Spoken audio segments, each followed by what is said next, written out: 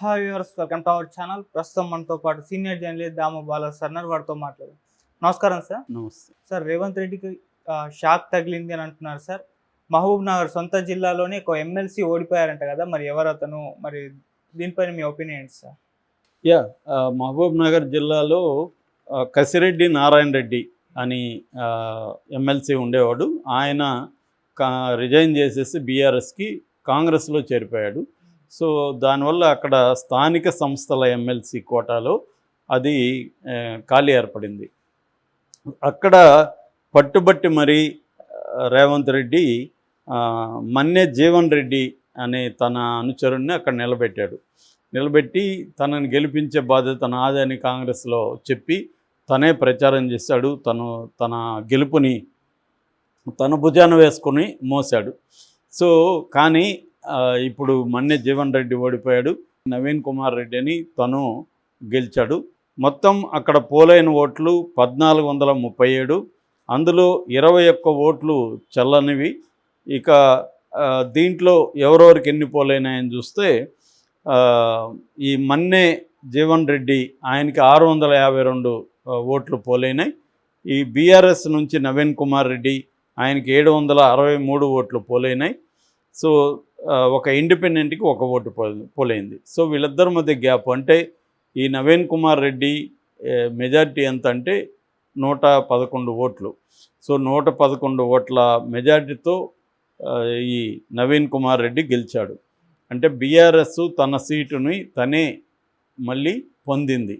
So ఇది BRS విజయం, రేవంత్ రెడ్డి షాకు అనేది చెప్తున్నారు.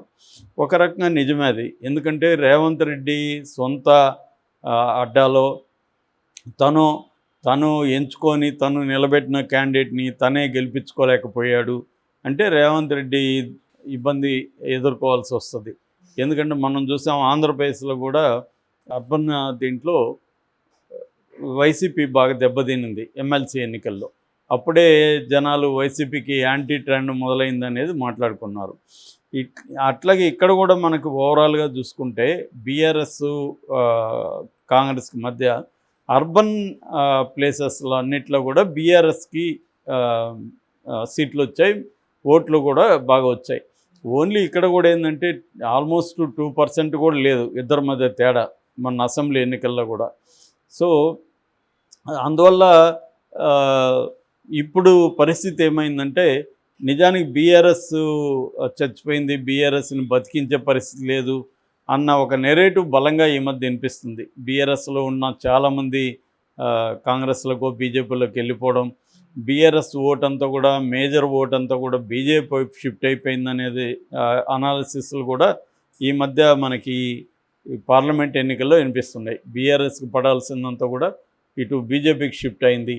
అందుకని మనకి అనేక ఎగ్జిట్ పోల్స్ ఏం చెప్తున్నాయంటే తెలంగాణకు సంబంధించి బీజేపీకే ఇక్కడ ఎక్కువ వచ్చే అవకాశం ఉంది. 7 నుంచి 9 బీజేపీకి అవకాశం ఉంది.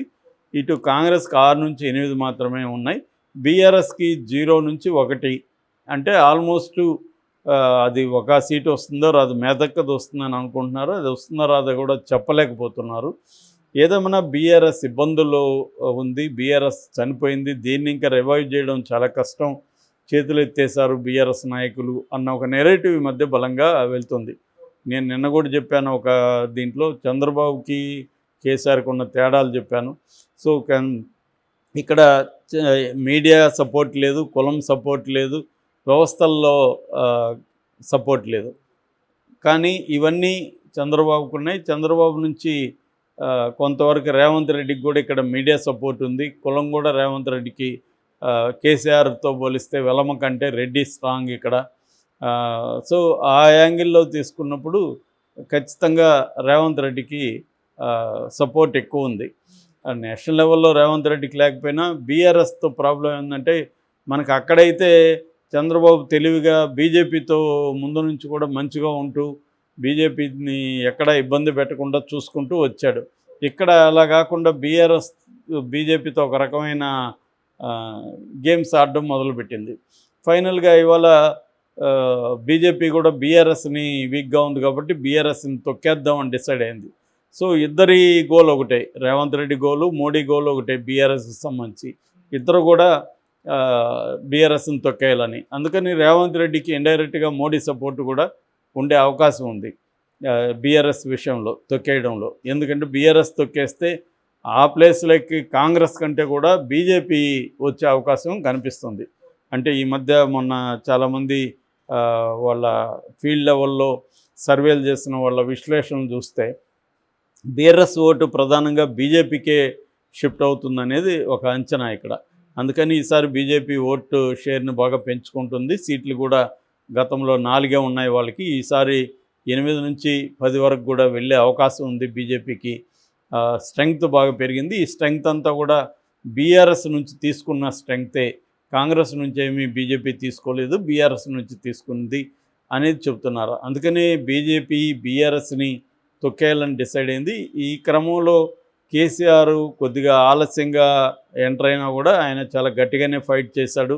రైతుల సమస్యలు కావచ్చు, తర్వాత అస్తిత్వ ఇష్యూలు కావచ్చు, తర్వాత వాటర్ కృష్ణా బోర్డు ఇష్యూలు కావచ్చు, ఇలాంటి బలంగా కేసీఆర్ తీసుకున్నాడు. కానీ ఆయన శక్తికి టైం సరిపోలేదు. సో ఇదేంటంటే ఇంకా కాంగ్రెస్కి ఇంకొంత టైం అవసరం నెగిటివ్ రావాలంటే. ఇప్పుడు 6 నెలల్లోనే కంప్లీట్ నెగిటివ్ అనేది కాంగ్రెస్కి రాదు. సో అందువల్ల ప్రజలు ఏంటంటే కొన్ని విషయాలు గమనిస్తుంటారు. ఈ మధ్యకాలంలో విత్తనాలకు సంబంధించి బాగా యాంటీగా అయింది. అట్లాగే రేవంత్ రెడ్డి చేస్తున్న కొన్ని చర్యలు కూడా రేవంత్ రెడ్డికి యాంటీగా, ముఖ్యంగా అర్బన్ మిడిల్ క్లాసులు ఎవరైతే ఉన్నారో వీళ్ళల్లో కొంత తెలంగాణ సెంటిమెంట్ ఉంటుంది. ఈ మధ్య రేవంత్ రెడ్డి రాష్ట్ర గీతం దశాబ్ది ఉత్సవాల సందర్భంగా రాష్ట్ర గీతాన్ని అందశ్రీ దగ్గర రాయించారు. సో అది ఎప్పుడో రాసింది, అది వీళ్ళు సపరేట్గా రాయించలేదు. బట్ దానికి కీరవాణి మ్యూజిక్ అండ్ సింగింగ్ అది ఖచ్చితంగా ఫ్లేరప్ అయింది. దాని మీద వ్యతిరేకత తీవ్రంగా వచ్చింది, ఇంకా వస్తూనే ఉంది. అయినా రేవంత్ రెడ్డి పట్టించుకోవట్లేదు. అది నాకేం సంబంధం, అందశ్రీ కదా అంటున్నాడు. అలా ఎలా ఉంటుంది? ఒక ముఖ్యమంత్రిగా ఉన్నప్పుడు అందశ్రీ గీతం తీసుకున్నప్పుడు అందశ్రీకి చెప్పాలి కదా, మన తెలంగాణ వాళ్ళ దగ్గర చేయిద్దామని. అంటే దీనికి చాలామంది లాజిక్లు అప్లై చేస్తుంటారు. ఏంటి, ఎవరు చేస్తే ఏంటి, ఆయన ఆస్కార్ వచ్చిన ఆయన పనికిరాడా, అదే ఆ లాజిక్లు కాదు. ఇక్కడ సెంటిమెంట్ ఏముందా లేదా? తెలంగాణ సెంటిమెంట్ ఉన్న చోట నువ్వు లాజిక్లు మాట్లాడకూడదు. ఎక్కడైనా కూడా ఎమోషనల్ అండ్ సెంటిమెంటల్ పరిస్థితి ఉన్నప్పుడు నేను వచ్చి నీతో లాజిక్లు మాట్లాడే లాభం లేదు. ఆ ఎమోషన్ని, సెంటిమెంట్ని మనం అర్థం చేసుకొని దాన్ని రెస్పెక్ట్ చేయాలి తప్ప వాళ్ళతో పోయి నేను లాజిక్లు, వాళ్ళకి తెలియదా ఈ లాజిక్లు? సెంటిమెంట్ ఉన్న ప్రజలకి ఈ లాజిక్లు తెలీదా? తెలుసు. అయినా వాళ్ళు తమ సెంటిమెంట్కి వాల్యూ ఇవ్వదలుచుకున్నారు. వాల్యూ ఇవ్వదలుచుకున్నప్పుడు నువ్వు వెళ్ళి వాళ్ళ దగ్గర లాజిక్లు మాట్లాడకూడదు. ఇప్పుడు చాలామంది మేధావులు కావచ్చు, కళాకారులు, వాళ్ళందరూ కూడా వ్యతిరేకిస్తున్నారు. వాళ్ళకి ఈ లాజిక్ తెలియక కాదు. కీరవాణి అంటే వాళ్ళకేం వ్యతిరేకత అని కాదు. కీరవాణితో చేయించాల్సిన అవసరం ఉంది. ఒక రాష్ట్ర గీతాన్ని మన రాష్ట్రంలో ఉన్న ఎవరు లేరా మ్యూజిక్ డైరెక్టర్లు అనేది కనీసం ట్రై చేసి ఫెయిల్ అయితే ఓకే. ట్రై చేసి నలుగురు మ్యూజిక్ డైరెక్టర్లను పిలిచి నలుగురికి ఇచ్చి ఎవరు బాగా చేస్తారో చూద్దామని చెప్పి అప్పుడు కీరవాణికి కూడా ఇవ్వు నువ్వు. ఈ నలుగురు బాగాలేదనుకో అప్పుడు కథ వేరు. సో ఇది తీవ్రమైన ఇది వస్తుంది.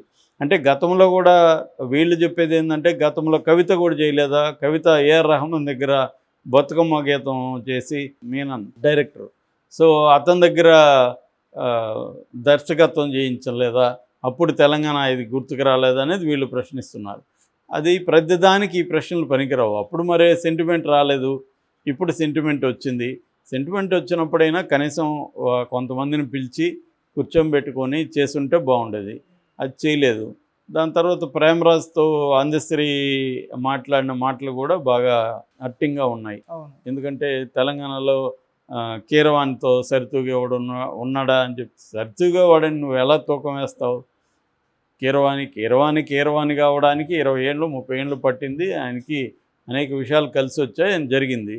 అంత మాత్రాన వేరే వాళ్ళంత పనికిరారని కాదు కదా. వేరే వాళ్ళకి కూడా వాళ్ళ ఇంపార్టెన్స్ ఉంటుంది. వాళ్ళు హిట్ సాంగ్స్ ఇచ్చారు. ఈ సాంగ్ అంత పాపులర్ అయిందంటే ఎలా అయింది? ఇప్పుడు గద్దర్ సాంగ్స్ అవ్వలేదా? అవన్నీ గద్దరు ట్యూన్ చేసినవి కాదు కదా. ఆల్రెడీ తెలంగాణలో ఉన్న ట్యూన్స్నే తీసుకొని గద్దర్ దాన్ని రెవల్యూషనైజ్ చేశాడు.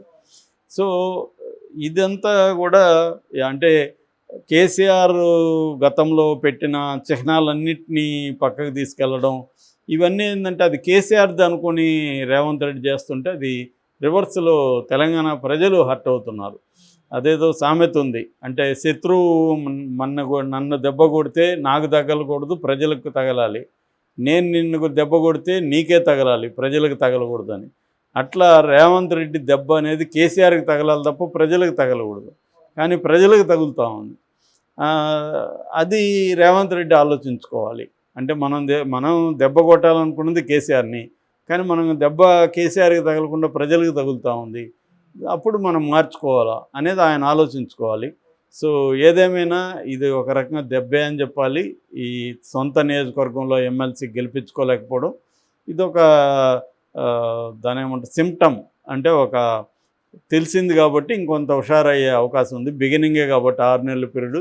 ఇప్పుడు అయినా సమీక్షించుకొని మనం ఏమేమి తప్పులు చేస్తున్నాం, ఎలా వెళ్తున్నాం అనేది చేసుకోవాల్సిన అవసరం రేవంత్ రెడ్డికి ఉంది. Okay sir, thank you so much.